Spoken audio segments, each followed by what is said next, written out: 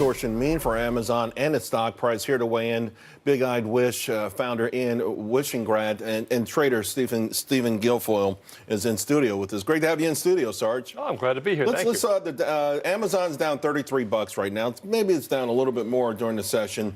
And for me, it's interesting because there was a report out yesterday as this was breaking from the Los Angeles Times. And one of the headlines was that Amazon was stealing tips from their own workers. So, they've got a whole litany of issues to deal with, even beyond the idea that maybe now the CEO may be distracted. Yeah, well, let's look at it this way, all right? Yes, that's a black eye. Yes, I find this thing with AMI very disturbing, as you just don't know how emotional that makes his other half, and she owns half of his 16%. So you really don't know what kind of crazy action may come out of that. But I trade technically when it comes to a name like this. I am long the shares. I have a core position, and I added to it today for a swing trade. So this thing traded down to the 1550, 1560 range today. That's my add point. I have a target price of 2100, and I have a panic point down in the 1300s. So as long as nothing breaks. That's a pretty wide trading range. Well, that's how you have to trade Amazon. Because it's that wild. And you're not trading thousands of shares when you trade Amazon. Right. And also, I don't think that, unlike a lot of these newer IPOs, tech IPOs, I don't think he built himself in some sort of super voting majority. So if we start to see him, Bezos' ownership take a bigger hit, less than 10%, that could be material as well.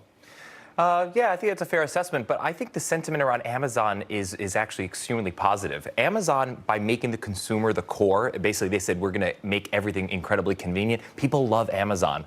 It's usually less expensive and extremely convenient, so he gets a halo effect from how great the service is for most people. So even though it's a nice punching bag in DC and he's rich in terms of that punching bag, the actual stock and company is extremely popular. Although the last couple of quarters have not necessarily been that fantastic for them.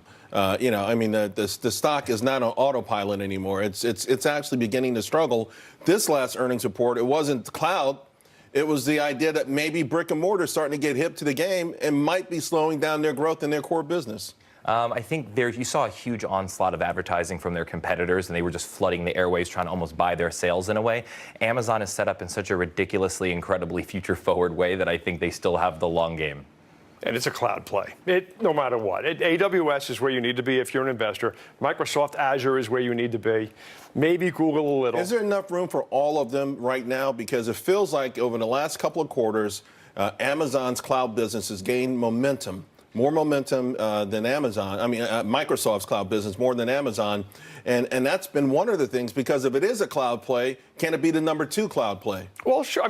Microsoft is more of a hybrid cloud, but I'm long both of them. And I think if this is where you invest, I picked Zora as my stock of the year this year. I'm heavily invested in the cloud. When the cloud sells off, I tend to add to it. I don't really take profits in the cloud like I do in some of my other groups, except with Amazon. This is a real core holding for you then. I believe it. I believe if you're in tech, software, the cloud has to be basically where you are right now, because semis are no longer the game. You need to maybe hold on to some core small holdings in the semis, but you're not going to get the run here. I like Lam Research's new guy, Archer, I think his name is, but that space is under a cloud for 6 months. So Ian, you feel like they've got such an amazing relationship with the consumer. That's not a problem. But what about the idea that it is such a wealthy company that politicians are salivating on both sides of the Atlantic on how to get a piece of the action? Yeah, as I've said multiple times, I believe the government and regulation is their real competitor here. No one else even poses a threat. That's why I do think he bought a home in D.C. He owns the Washington Post. I know that he tries to say there's nothing. And they're spending some big time money also in lobbying now, all these Silicon Valley companies. They have to. That is the, technology always gets way ahead of regulation and legislation. So now they're wisening up. We're getting younger Congress people. We had privacy breaches. So everyone's going to start looking under the hood. Everyone's going to get the troops ready for war. The news broke on Medium, and also the other winner is Twitter. Twitter really played a big role in the last 24 hours in the story. It's had a rough week this week. Is this the kind of thing, though, that makes Twitter stock viable again? Does it put it back in a conversation? If not as a company to own, as a standalone, eventually maybe as part of another company being acquired? Funny you bring up Twitter, 'cause that's another stock I bought today. I had a 29 target for a purchase on Twitter. It got close today. For the home gamers, what you do here when a stock hits your price, you got to grab some of it, but you also want to sell calls a few dollars higher. My target is 32, so I'm not asking for a lot. Looking for a scalp. So I sold 32 calls going out a month. If I'm still long them in a month, maybe I'll hang on to it for the takeover value. All right, Starks, thanks a lot. We'll see you a little bit later in the show. Meanwhile, Amazon, along with Alphabet, Apple, Disney, I mean, we're talking sitting on billions and billions of dollars. The word is they're all out spying something to buy. Ian is still with me. Let's talk about the next potential candidates, because they go anywhere from studios to video games. I mean, I'm looking at Electronic Arts. It got hammered this week. It's up huge today on 3 times the average daily volume. Made an amazing intraday reversal yesterday. I feel like there's a lot of things in play right now.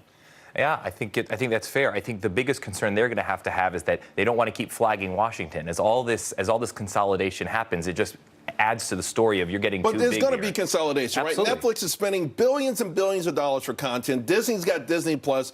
Iger's got a long track record of acquisitions. Almost everything we talk about under the Disney umbrella, he acquired it under his watch. And then, of course, you've got Microsoft, who wants to be a player. I mean, they're going to spend a lot of money. What are some of the potential takeover candidates that you see as someone who's an expert in the tech area? So the one that seems most ripe to me is healthcare and Apple. Apple's taken computing, which was always very cold and unfriendly, and made the iPhone and that whole ecosystem amazing. It seems like they're hitting the end of their runway. They've grown so well with the iPhone, they last long. They need to find a whole new vertical to go hit. The Apple Watch got them getting into your body and seeing your heart rate, and I think you've got these companies like Epic Systems or these telemedicine that is just perfect a match for them in terms of a software service and using their hardware. Is that big enough to move the needle, right? Because we look at Apple, Amazon, you look at Google, and the other business, right, for lack of a better term, is where they're putting their bets for the next generation of things. Wall Street just kind of dismisses it. Okay, the other business was up 60%, but what about the core business? In other words, is that going to be enough for Apple to really be a player? And what about the media stuff they need to do? I mean, I've got Apple TV, all right? It's an eclectic mix of movies. I'll leave it at that. I think that's fair. I think some of the good leadership in these companies don't sit and stare at what Wall Street says every quarter. They have to think long term. These are mega companies, so they have to think of some humongous other vertical. And I think we all know healthcare is a massive area for them. And then transportation and automotive is a great place for Google, as an example. They've got Waymo, and supposedly, from what I'm reading, they're the leader in terms of figuring out real autonomous vehicles. And it makes sense because these play to what their core strengths are. What makes Google so great is you start typing and it finishes what was on your mind. They understand how to take tons of data and make decisions quickly, which is what you need for cars. Right. And Apple knows how to take tough data and make it enjoyable and take the needles essentially out of the technology of healthcare. I think the questions are for Amazon buying BJ's or being a place where I could go into Amazon. They're the world's biggest store on the internet. And buying Whole Foods was something I did not see coming and got them into grocery. But where does the average American go to shop and join Amazon? It's so set up to be a Costco competitor. So I could really see them going there. All right, great stuff. Ian, thank you very much. Really appreciate it. Well, stocks on pace for their longest losing streak since Christmas Eve. But despite the red on your screen right now, it could be a lot worse, which means this pullback could be just what the bulls ordered. And the stock of the day is toy maker powerhouse Mattel. Later in the show, why Barbara Millicent Roberts, a.k.a. Barbie, is making the ultimate comeback.